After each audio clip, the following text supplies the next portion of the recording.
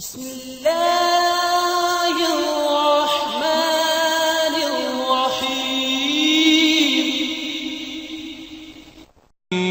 أسرى بعبده ليلا من المسجد الحرام إلى المسجد الأقصى الذي باركنا حوله لنريه من آياتنا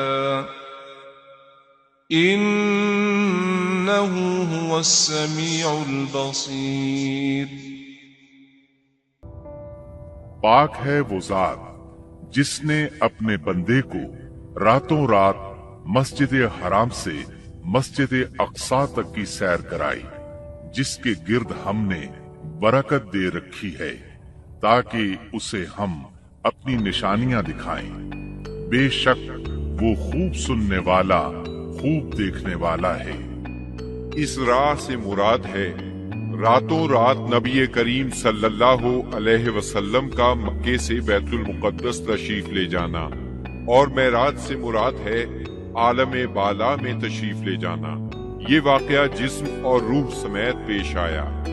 واقعہ معراج کا خلاصہ یہ ہے کہ آپ اس شب حتیم یا ہجر کعبہ میں آرام فرما رہے تھے۔ اس وقت آپ بیداری اور نیند کی ملی جلی حالت میں تھے۔ ایسے میں جبرائیل علیہ السلام تشریف لائے۔ انہوں نے آپ کے سینہ مبارک کو چاک کیا اور آب زمزم سے دھو کر ایمان اور حکمت سے بھر دیا۔ پھر آپ کے سامنے سواری کے لیے براق لایا گیا، جو گھوڑے سے قدرے چھوٹا سفید رنگ کا جانور تھا۔ اس کی تیز رفتاری کی وجہ سے اسے براق کا نام دیا گیا۔ اس کا قدم جہاں تک نظر جاتی تھی وہاں پڑتا تھا۔ اس پر سوار ہو کر آپ بیت المقدس تشریف لے گئے، مسجد اقصی میں داخل ہوئے، 2 رکعت نماز ادا کی، اس میں تمام انبیاء کی امامت کرائی۔ پھر جبرائیل علیہ السلام آپ کے پاس 2 برتن لائے، ایک میں شراب تھی، دوسرے میں دودھ۔ آپ نے دودھ پسند فرمایا۔ اس پر جبریل علیہ السلام نے کہا، آپ نے فطرت پائی، آپ کو ہدایت نصیب ہوئی اور آپ کی امت کو بھی۔ اگر آپ شراب کو پسند فرماتے تو آپ کی امت گمراہ ہو جاتی۔ اس کے بعد آپ کو بیت المقدس سے آسمان دنیا تک لے جایا گیا۔ جبریل علیہ السلام نے دروازہ کھلوایا، آپ کے لیے دروازہ کھولا گیا۔ آپ نے وہاں انسانوں کے باپ سیدنا آدم علیہ السلام کو دیکھا اور انہیں سلام کیا۔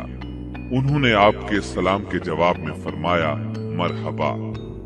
انہوں نے آپ کی نبوت کا اقرار بھی کیا۔ ان کے دائیں طرف ایک گروہ تھا، جب اس گروہ کی طرف دیکھتے تو مسکراتے۔ یہ سعادت مندوں کی روحیں تھیں۔ ان کے بائیں طرف بھی ایک گروہ تھا، جب انہیں دیکھتے تو روتے۔ یہ بدبختوں کی روحیں تھیں۔ پھر آپ صلی اللہ علیہ وسلم کو دوسرے آسمان پر لے جایا گیا۔ جبرائیل علیہ السلام نے دروازہ کھلوایا، آپ کے لیے دروازہ کھولا گیا۔ آپ نے اس میں 2 خالازاد بھائیوں یعنی سیدنا عیسیٰ ابن مریم علیہ السلام اور سیدنا یحییٰ علیہ السلام کو دیکھا اور انہیں سلام کیا۔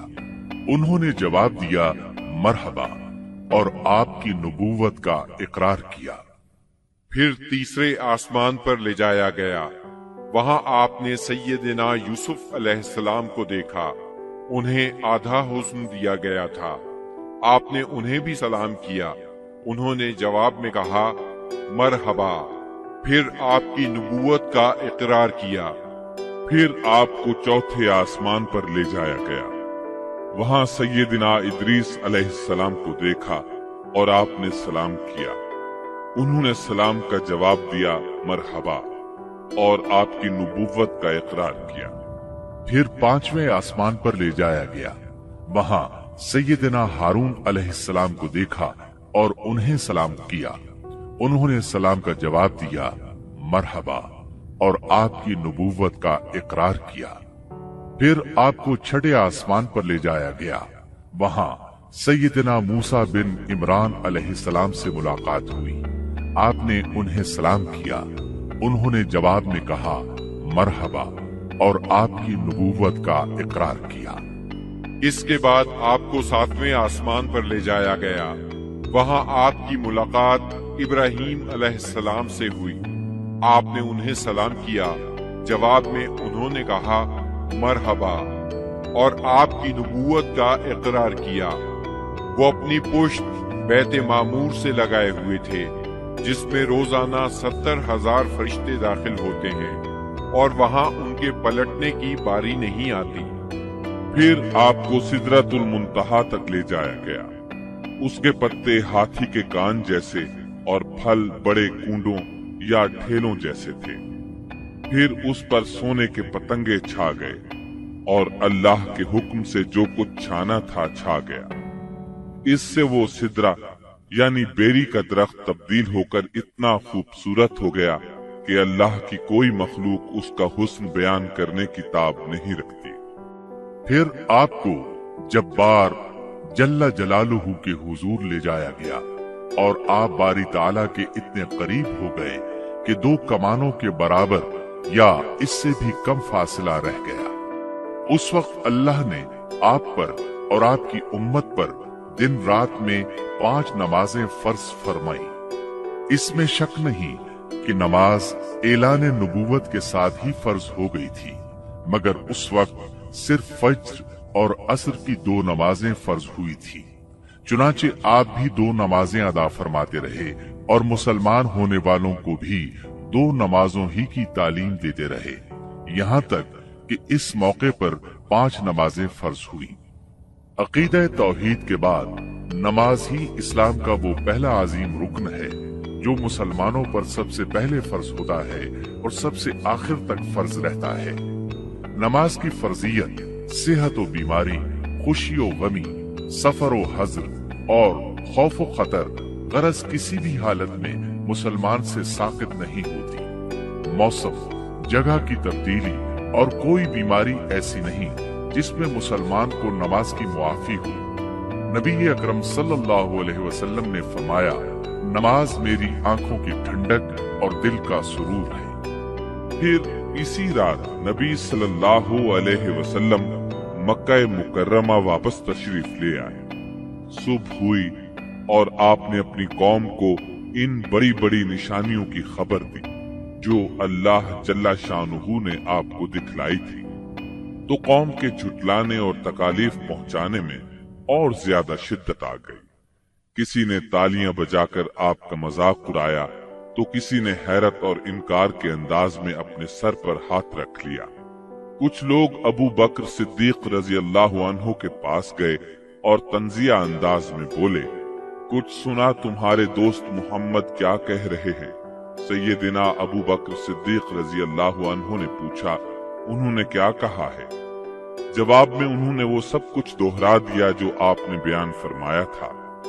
اس پر سیدنا صدیق اکبر رضی اللہ عنہ نے فرمایا، اگر یہ باتیں آپ نے فرمائی ہیں تو بالکل سچ فرمائی ہیں۔ لوگوں نے کہا، گویا آپ ان کی تصدیق کرتے ہیں۔ جواب میں صدیق اکبر رضی اللہ عنہ نے عجیب بات فرمائی، کہنے لگے، میں تو اس سے بھی دور کی بات پر آپ کی تصدیق کرتا ہوں۔ آسمان سے صبح شام جو خبریں آتی ہیں میں ان میں بھی آپ کو سچا جانتا ہوں۔ ان کے اسی جواب پر ان کا لقب صدیق مشہور ہوا۔ ادھر کفار نے آپ کا امتحان لینے کا پروگرام بنایا۔ پوچھا، آپ بیت المقدس کے بارے میں تفصیل سے بتائیں۔ آپ نے اس سے قبل بیت المقدس کبھی نہیں دیکھا تھا، نہ معراج کے وقت آپ نے اس کی تفصیل ذہن میں بٹھائی تھی، لیکن اللہ نے آپ کے لیے اس کو روشن کر دیا اور آپ اس کی نشانیاں بتاتے چلے گئے۔ آپ نے ایک ایک دروازے اور ایک ایک جگہ کی تفصیل بیان فرما دی، اور وہ آپ کی کوئی بات جھٹلا نہ سکے، اس لیے کہ انہوں نے تو بارہا بیت المقدس دیکھا تھا۔ وہ صرف اتنا کہہ سکے، جہاں تک نشانیوں کا تعلق ہے وہ آپ نے درست بتائی ہے۔ پھر انہوں نے ایک قافلے کے بارے میں سوال کیا۔